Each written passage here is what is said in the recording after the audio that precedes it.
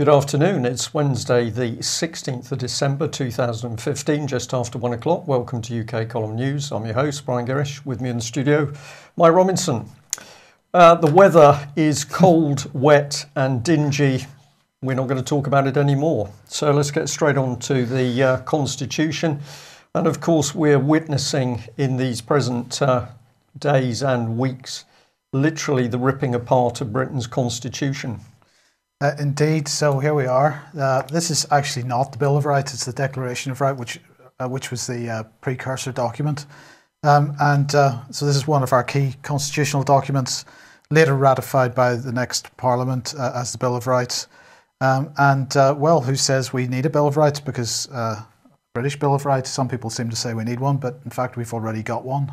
This is it. This is a Declaration of Rights, as I say, February 1688. The Bill of Rights signed today in 1689.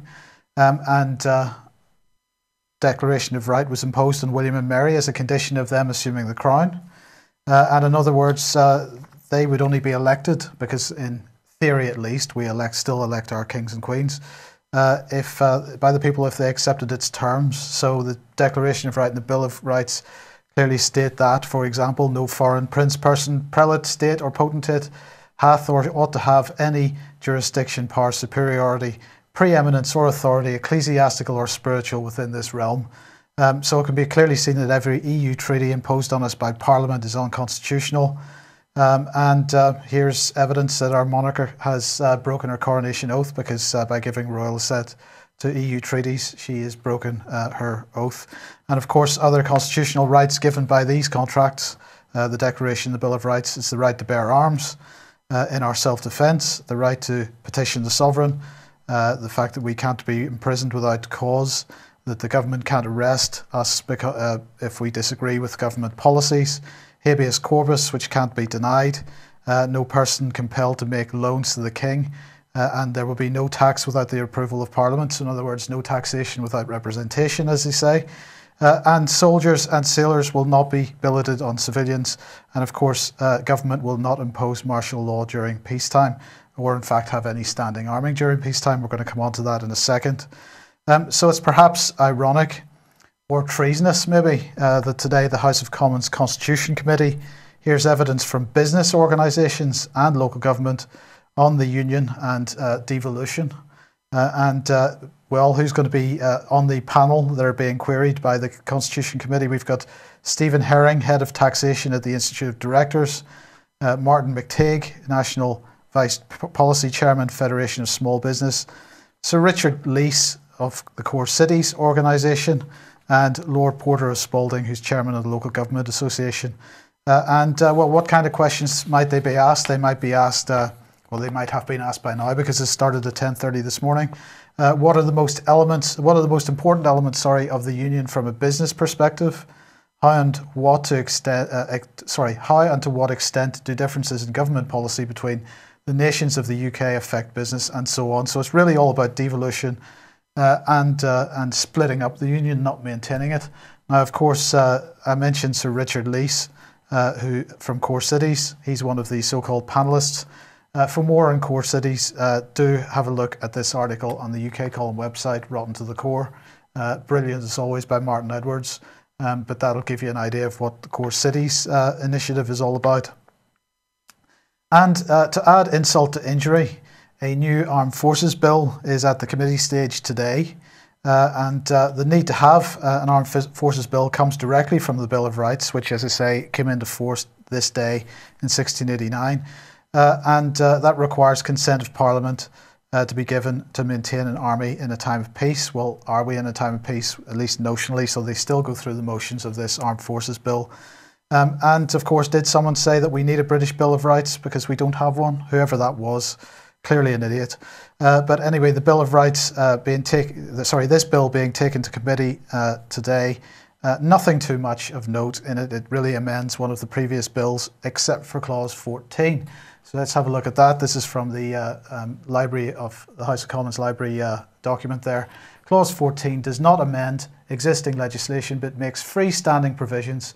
It extends to the Ministry of Defence firefighters statutory powers to act in an emergency to protect life or property in line with those available to civilian fire and rescue authorities.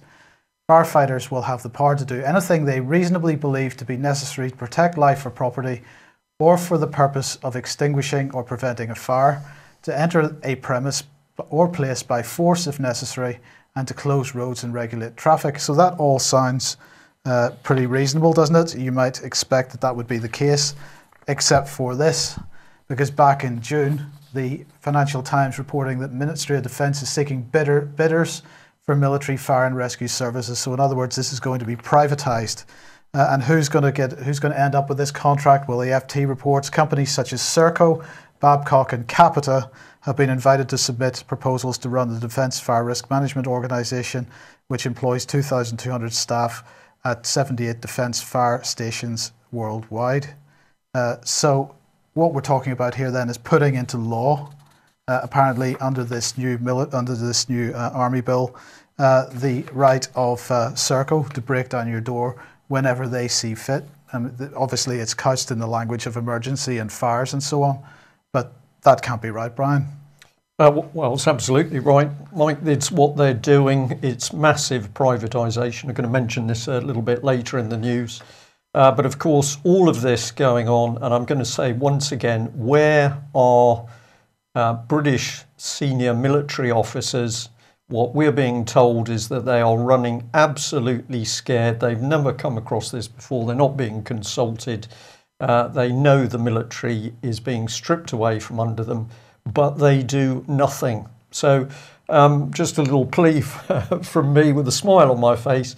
If you have a member of your family, particularly if they're a retired senior officer, maybe you would just give us a bit of help and give them a bit of help by explaining to them what's actually happening in the country.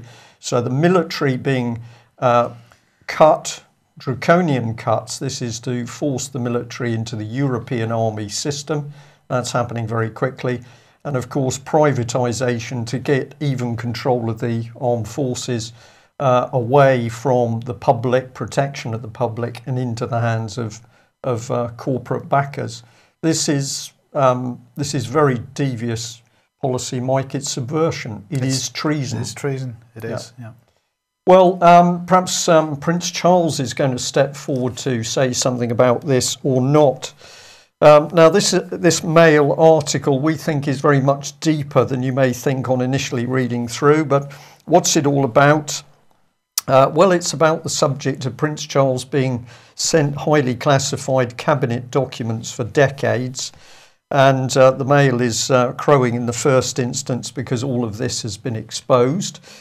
They print a little excerpt of this cabinet memoranda. In fact, this was dated 1992. And what it says is that the standard circulation for cabinet memoranda includes the Queen, Prince of Wales, all members of the cabinet, any other ministers in charge of departments or to be treated as in charge of departments, etc., etc. So on one hand, they are saying it's absolutely wrong that Prince Charles should be able to see all these classified documents. He says, well, actually, we've been seeing these documents since the 1930s. But if you get deeper into this article, it is extremely interesting because it starts to effectively talk about the government's increasing secrecy over documents. And of course, that brings us on to the latest government attack on transparency. And that is to say, well, we don't really want the Freedom of Information Act to be working in the same way because it's getting too embarrassing. We can't run government. So remember, of course, that it was Tony Blair who admitted that one of the things he regretted was the Freedom of Information Act. Why? Because the public are astute enough to use this act to get the truth out as to what's going on. I'll just add that Prince Charles has declared that we should allow him to see all these documents because he's an advocate for the general public. So I've tweeted out this morning that he certainly is an advocate for me, and I still question what this man actually does for Britain as opposed for his private interests. But let's have a look at this. So there was the article. It says the government has set up an independent commission to look at ways of diluting the Freedom of Information Act. potentially by making it easier to refuse a request. So Tom Watson from Labour has said, well, this is disgraceful. It's taken Republic, a long time to delve into this, and if we lose transparency, we're going to be in trouble. And they also named Sir Jeremy Hayward, shown in the picture here, boss of the civil service, because, of course, this was the man who was desperate to get the covering up over the Chilcot inquiry. And surprise, surprise, the same man has said, oh, yes, we've definitely got to close down the Freedom of Information Act. So this article's got a lot going. One hand, you could say it's an attack on the monarchy. And of course, one of the things that we are pointing out is that it's the people within the monarchy that are a problem at the moment, not the actual monarchy. Institution. The institution itself. But what is going on here, of course, is the government hell-bent on another massive cover-up to deny information to the public. How would the government do this, Mike? Well, what you need is an independent commission. So let's bring in the independent commission. What can we tell you about this? Well, it's independent. The Independent Commission on Freedom of Information was established on the 17th of July 2015 to review the Freedom of Information Act 2000. What sort of people would you put on an independent commission? Well, you'd probably need some of these people. We're going to show them in their true glory. But we got interested as to how these people might have been chosen as independent people on the commission. We rang 6 media numbers for the Cabinet Office this morning, and surprise, surprise, none of those staff were at their desk answering the telephone. Because the Cabinet Office drives the transparency agenda in Parliament. Well, it's so transparent. I think they've got about 10 or 12 media members of staff, but those people so busy this morning, none of them could actually answer their telephone. So we'll give them a little ring this afternoon because we've a couple of questions, as you'll see. Let's have a look at those people. Well, here they are. The first one is the chairman of the Independent Commission, Lord Burns. He also works with Santander UK PLC. So good to see one of the bankers write in on whether we should be closing down and making government more secret. We've got this man, Lord Carlisle of Berriew. Rather a grey man. Doesn't instantly say a lot about this man on the government websites. But we've got a stalwart here, Lord Howard. Of course, this is the ex-Tory, or the Tory who was then connected to a rather dubious international security firm. He's just the sort of man to have a look at transparency. Or Dame Patricia Hodgson, just happens to be chairman of Ofcom and was a long-standing member of the BBC Trust. So these are all looking good, aren't they? It's all looking very independent at the moment. It's looking very independent. Well, let's bring in Mr. Independence, because here he is, Right Honourable Jack Straw. Remember that this was the man who thought that there should be a special law so that children in care who were being abused could not speak to the media and the press. Why would you do that, Mike? Can't imagine. Well, I think I can imagine. It's to stop children who are being abused by people in positions of power speaking out and spilling the beans. On your brother? Possibly. Yeah. Let's have a look at this, because we got a bit of a clue as to the scam of this commission in the Right Honourable Jack Straw's biography, because it says he was appointed in July 2015 as a member of the Independent Commission.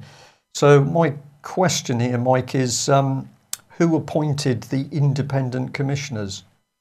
Was he not Home Secretary at the time that the Freedom of Information Act was brought in the first place? I think he could have been. So he's really independent then? Well, I don't think so, but possibly you might think he's independent. This is the sort of language that is really the difference between good terrorists and bad terrorists. Absolutely. And perhaps these people are terrorists, but in a different disguise. Well, let's have a look at a bit more of this, because we've got the Telegraph, a really excellent article here. And what it's warning about is that, of course, aside from a close down of freedom of information, we've also got Leveson still beavering away in the background, trying to shut down press and the media. But the journalist here, Mike Harris, really tremendous article. He says, imagine the uproar if Vladimir Putin cooked up a new draconian press law in a backroom deal with lobbyists, with the public kept in the dark. Imagine if this new law was pushed through the Russian parliament in just 13 hours and 5 minutes, with politicians complaining they hadn't even seen what they were supposed to be debating. Now imagine the international reaction if this legislation forced newspapers to join Putin's state-imposed press regulator, because if they refused to join on principle, newspapers would pay the full legal costs of any shadowy oligarch or corrupt state official who sued them. This man is absolutely on the button. And we'll add this bit. Well, he says, of course, this didn't happen in Putin's Russia. It happened in Britain. So when people criticise the press and say the press is controlled, of course, it is highly controlled, but it's not totally controlled. And where we see journalists doing their research and getting the truth out, we think it's up to us to praise and support these people. What have we got going on here? This is David Cameron and his Tory government working for a complete shutdown of free information, press and media, and of course the obtaining of public documents via freedom of information. I hear tell that Lord Leveson's crying a little bit, or he's weeping about some of the pressure he's under. Well, not Lord Leveson, Mike. Apparently his family, his sister in particular, has been very weepy because she says that nasty people in the press have been criticising him to such an extent that it's made her and other members of the family cry. So probably we feel quite sad about that. And Lord Leveson, if you'd like some positive publicity, please get in contact with the UK column, and I'm sure we'll be happy to have a very interesting and polite dialogue with you. There we are, public invitation to Lord Leveson. Well, let's keep digging, because without a free press and media, of course, the dictatorship comes very quickly. So let's remember this gentleman here, Chair of Trustees from Common Purpose, Bishop Tim Stevens. And on his website, the Common Purpose website, he says the link effectively between Common Purpose and Leveson was entirely misguided, because Common Purpose had no involvement whatsoever in the debate or in any campaigns for greater regulation of the press. No involvement there, Mike, according to a bishop, and surely he's telling the truth. The confusion arose because Sir David Bell, my predecessor as chairman of Common Purpose, and Julia Middleton, the chief executive of the Common Purpose Charitable Trust, were both part of setting up an independent, there's the word, an independent charity called the Media Standards Trust in 2006 to foster high standards in news media in the UK. So let's look at that little misunderstanding, that little bit of confusion. Here it is. We've got all the links as to the work done by Sir David Bell and Julia Middleton to set up an organisation to control the press, and they even set up the hacking inquiry and hacked off campaign in order to help get Mr. Leveson into power. Note bottom left-hand corner, aside from questions over who provided the funding for this pernicious little political charity, Demos, because of course Julia Middleton was highly involved with Demos, and we'll be having a look at that in a minute. So man of the cloth doesn't appear to be telling the truth. Not unusual, of course, is it now, for so-called men following Christ. Okay, well, we thought you'd like to have a little in-depth look at the Cabinet Office and what the Cabinet Office really is. Remember that UK column has been saying that, of course, it's Mr. Letwin that is now controlling the Cabinet Office in the country. But let's take you through how we see things. So who should we bring in? Well, we better mention Jeremy Haywood, Cabinet Secretary, Head of the Home Civil Service. And this is the man, of course, who was closing down Chilcot and is now beavering away to make sure freedom of information is stopped. We better bring in the corporate interest, because here he is, John Manzoni. He's the chief executive, note the corporate language, of the civil service. You can trust him because he spent 24 excellent years with BP, and has also been involved with a Canadian energy company called Talisman. So there's the corporate interests. Let's bring in Francis Maude, Mike's favourite Minister for Transparency. And of course, it was UK Column that exposed the closed-door deals going on with Julia Middleton's Common Purpose organisation to train the top 200 civil servants. Of course, he's not Francis Maude MP anymore because he's now the Right Honourable Lord Maude. Lord Maude. Yeah. Yeah. Well, there we go. So dirty deals going on in the background. And let's come back to Demos, because thank you very much to the lady who pointed out to us that in 1968, strangely, Demos was predicting the privatisation of the NHS.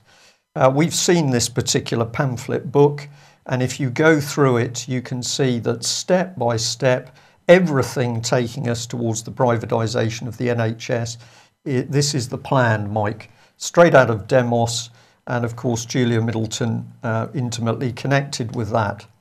Well, let's come down here because the man himself, Oliver Letwin, Chancellor of the Duchy of Lancaster, of course, and that means that he's also Keeper of the Queen's billions and an NN Rothschild man. Well, he would be. He would be, wouldn't he?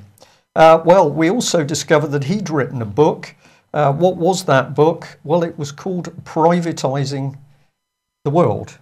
Good. Have a look at this book. It's just incredible. Preface there by John Redwood MP. This is the instructions for privatising the world. And this is the man who is currently running not only the Cabinet Office, but controlling Conservative policy and, of course, controlling David Cameron. Well, excuse me, we can't forget Matthew Gould, former ambassador, British ambassador to Israel. He's now the Minister for Cyber Security. And of course, it was Matthew Gould that brought in this huge interlinked collaboration between GCHQ, British intelligence, and Israeli security firms, including universities. And if you don't like that, well, it's an amazing coincidence that he's also brought in Israeli companies to help out the NHS and bring cost-saving measures by using Israeli expertise. So those are some of the people, of course. Sorry, that's that article, just so you can see I'm reporting correctly. Here's the Jewish Chronicle article on that. And we'll just remind ourselves that the Cabinet Office is also the sponsor for that independent Freedom of Information Commission. I think these men are trustworthy, Mike. Gotta be. Gotta be. To the people paying them, of course. Well, let's come on to some good news. Yeah, another reminder of the competition ends 1st January 2016. Get us your short audio recordings, any subject you want, no more than 15 minutes, please. And you can email them to editor@ukcolumn.org, or if you're able to contact me through Facebook, you can do it that way. If the file itself, it shouldn't be too big to send by email, but if you feel it is, then you can use services like WeTransfer or other similar services to send it to us. But send it to editor@ukcolumn.org by the 1st of January, and we'll announce the winner as soon as possible after we come back on the 4th of January. Indeed. Do get involved. So what's next? Finance. Has to be. Right, well, the Tories, driver, isn't it, really? Yes, indeed. And we just see the continuing melting away of any kind of backlash for the financial system from the 2007-2008 crash. So the Tories have quietly scrapped a crackdown on Fat Cat bank bosses, according to the Mirror, and what they're saying is that Labour and Lib Dem peers have voiced their fury over the move was slipped without fanfare into an obscure section of a new banking law. So Baroness Kramer, as Lib Dem, called it outrageous, and she accused George Osborne of buckling to pressure from his friends from the banks, and warned it would not allow bosses to turn a blind eye to another LIBOR rate rigging scandal. So, of course, we've got to see this in the overall context, because Mark Carnage has said that we have to stop hating bankers now. We've got to It's time to stop bashing bankers was the actual thing he said. And of course, that's why the Bank of England held its open forum event a couple of months ago. That's why he's working so hard to relax the ring fence, which was notionally imposed after the crash in 2007, but which doesn't have to be implemented until 2019. The Bank of England says they're working towards implementation by 2019. But of course, every day that passes, it is watered down more and more. What we need, just as a reminder, is complete separation of the banks, a full Glass-Steagall type legislation. And we need to get rid of George Osborne yesterday. And we need to bring in the Bradbury. Indeed. A lot more on the Bradbury coming in 2016. Well, it's only appropriate, really, Mike, that the bankers are above the law, aren't they? They're clearly different people. So I think fair enough. Yeah. Okay.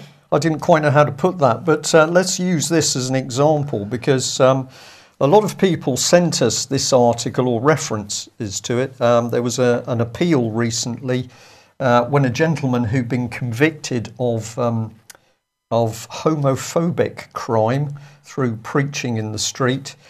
He's won his appeal, which is quite a landmark judgment. But we just wanted to comment a little bit on this case, because this is the Judge Qureshi. Qureshi's a Muslim, and in the original trial, when he found Mr. Overd guilty, he also told him which parts of the Bible he could use and could not use. So we had a judge clearly sitting in his own court, actually saying, well, it doesn't matter what the subject brought in front of me, I know you must do as I say. Now, we would like to get people to look through what is clearly inflammatory religious angle, which some of the papers have picked up on. We are particularly interested in the fact that judges are now becoming a complete law unto themselves. So we know that they're running courts which are not courts, they're places of businesses. We know that when we ask the Judicial Appointments Commission who appointed them, nobody wants to answer the emails. So we're now getting to the situation, or we're now seeing the situation, where these judges are simply making up the law to please themselves. The important research that needs to be done is who is appointing them and on what basis. And as a certain gentleman would say, what is the source of the spring from whence they get their power? So at the moment, until we can get common law justice back into our courts, of course, any judge with their own bias, whether that is for a particular religion or perhaps it's to do with business connections. Obviously, we're seeing in Scotland that the business interests of judges not important. We need to get this out into the open. We could do with some help on research. We'd also encourage you to do some research on the subject of what's happening with religion. This is a phenomenal book. It's called False Dawn. It's by a gentleman called Lee Penn. It's extremely thick. It's got a vast number of footnotes showing all the sources. And what is this book describing? It is describing the manipulation of all world religions in order to create the United Religions Initiative. And this, of course, is the single world religion, which, if you gently peel the top off the label, is remarkably close to Luciferianism. So for those people getting very emotive about it's a particular religion we should be frightened of, can I encourage you to do some research? And also, we are still asking for help in establishing who the people were who approved Satanism for use on board Royal Navy warships. Who were those people, men or women? We think the British public has a right to know their names. Okay, no, you're a bit premature there. Apologies. Right, so last week we mentioned the fact that Saudi was holding a big meeting to try and create a 35-state Islamic coalition against terrorism, apparently. Now, there's a laugh. So, because Saudi Arabia being one of the worst terrorist states on the planet. But anyway, that did take place yesterday, and of course the military headquarters of this new coalition is going to be Riyadh. It's going to be run by Deputy Crown Prince and Minister of Defence Prince Mohammed bin Salman, and he said that this coalition will target all terrorist organisations in the Islamic world. So they're going to start with themselves, I wonder. So the new organisation, of course, is not going to include Iran or Iraq. Of course not. It's clearly not going to include Syria. Iraq, of course, is going to be occupied, as we reported yesterday, by, well, at least that's the report anyway, by 100,000 troops from this coalition plus the United States. And I believe that Iraq and Syria are slated to cease to exist as a result of all this. Now, of course, the Brookings Institute, not a terribly nice organisation, they say the Arab world has been talking about military alliances since the 1940s. But has yet to produce a serious arrangement. This latest move may be a step in that direction. Well, we wait to see.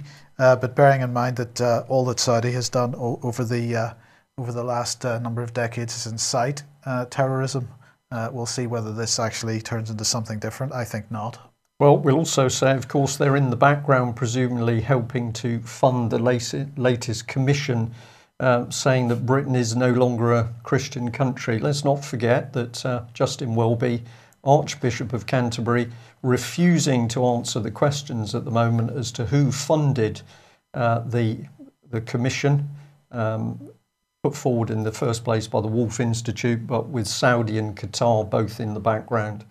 So another open question, public question to the Archbishop of Canterbury: when can we have details of the funding streams for that attack on Christianity in UK? Okay, well, another person under attack is another MP, apparently. So here we have Labour MP Anna Turley this time. She has apparently cancelled her surgery this week because she's received threatening messages over social media. Naturally, the exact circumstances of the threat aren't being revealed. And she said, apparently, according to this article, that it's related to an ongoing local issue, although those concerned are not constituents. And of course, this follows on from the earlier threats apparently made to, well, this is Lucy Allen Gate, isn't it? Because was she threatened? Was she not threatened? Clearly she wasn't. Clearly she was telling fibs. So she is now getting everything off the internet as quickly as possible, as Guido Fawkes is talking about here. So I'm going to call this whole lot a false flag. It's an attack on social media, actually, not an attack on MPs. And it's an attack on freedom of access to our so-called elected representatives. And, well, let's say there was a grain of truth to these stories, then I would have thought that rather than getting all indignant about it, as they seem to be, perhaps they might consider what it is that would bring someone to threaten them in this way in the first place. But I don't believe a word of it, let's put it that way. No, we have been told, though, Mike, that some of the MPs getting jittery because they're beginning to understand the public doesn't like what they're doing. So this is a clue for the fact that people's opinion, when it's put forward in the right way, does count. MPs worried, unable to sleep. That sounds a terrible thing to me. I wonder whether Oliver Colville whether the hedgehogs will still be able to visit him. Possibly. Well, why do we need free press and media? To get truth out, or at least to start looking at evidence to see whether it's truthful or not. And a remarkable article here in the Belfast Telegraph talking about a Turkish MP, Erdem, Mr. Erdem, who has made some very, very interesting statements. He's been talking about the use of sarin gas in Syria. And he says, remember the chemical attack in Ghouta. Remember, it was claimed that the regime forces were behind it. This attack was conducted just days before the sarin operation in Turkey. And he goes on, it's a high probability this attack was carried out with those basic materials shipped through Turkey. It is said the regime forces are responsible, but the indictment says it's ISIS. Now, what he's talking about is an indictment that was going on inside Turkey to do with the movement, he says, of sarin and chemicals capable of making it. And this man is saying categorically that the use of these chemicals was not by Assad's forces, it was actually by ISIS and terrorists within Syria. So how remarkable that it's taken the Belfast Telegraph to stand up and print this article. I may be wrong, Mike. Has anybody seen this in the BBC at all? No. Well, not that we know about. If anybody else has got information on... I wouldn't have thought the BBC would often cover stuff that's been on RT, of course. Well, that's true, yeah. But Belfast Telegraph gets the prize here. Yeah. So let's remind ourselves, we've got Mr. Erdem there from Turkey, as featured in the Belfast Telegraph. It was the UK column alone that pointed out that Brooks Newmark, Conservative MP, consistently claimed that there was evidence that Assad had used chemical weapons. We said that evidence does not exist. There is no proof that Assad used those weapons, and we stand by that. Not a single document was proof that he used them. And we're just going to say to people, who would you rather believe? We've got a Turkish MP. The Turkish MP's effectively putting his life at risk by speaking out on this subject. I can imagine a lot of people would want this man dead. Or we could bring in David Cameron's expert. And this man, when he had his clothes on, was meeting with General Idris of the Free Syrian Army on the Turkish border, openly claiming that that organisation, the Free Syrian Army, was linked to terrorists. Who would you believe, Mike? We're having a problem today. Let's move on to this one. Now, this is another, we'll say, story, but it's quite interesting. It's clearly got bias in it, coming from the Russian insiders, Russian insider, but nevertheless, the subject matter is interesting. They're saying that US pilots in Syria were ordered to ignore ISIS oil convoys. There's a little bit of Mickey taking here because they describe the American A-10 tank buster being used as a dinosaur. But the article claims that American pilots have been speaking out about the fact that they have not been allowed to tackle these ISIS oil convoys at many locations. So they've been talking in the States, they've been talking to senators, but nobody is picking up on what they're talking about. Presumably, if this is true, Mike, this situation will be made worse for those American pilots because they're now watching Russian pilots do the job for them. Yeah. Okay, well, we're just going to end on a UK column article, another UK column article that went up yesterday. If you haven't read this, the former Children's Commissioner, in her own words, if you're a parent or grandparent, you need to read this article because this lady is giving more than a glimpse into what this government has got planned for our children. And in her own words, she is saying very clearly that you as a parent have no rights. We, the state, own your children. And I believe she's even saying to the age of 19. Yeah, 19, which isn't too far away from the named person scheme in Scotland, of course. Correct. So, a pretty dark news today. I pause there because it's sometimes difficult for us to know exactly how to get some of this material across. What do we need to do? We need to keep our eye on free press. We need to be encouraging journalists, whether they're mainstream or alternative or web-based. Anybody who's speaking out is speaking the truth, is exposing what's going on. They need our support. And it's up to all of us to be getting in the faces of those very scared politicians, demanding to know what they are doing about the situation and also giving them information to allow them to act. We think there are cracks starting to appear both in the Conservative and the Labour administration. Action conquers fear on this one. Just before we go, we'll mention that we hope to see as many people as possible at the UK column meeting tonight.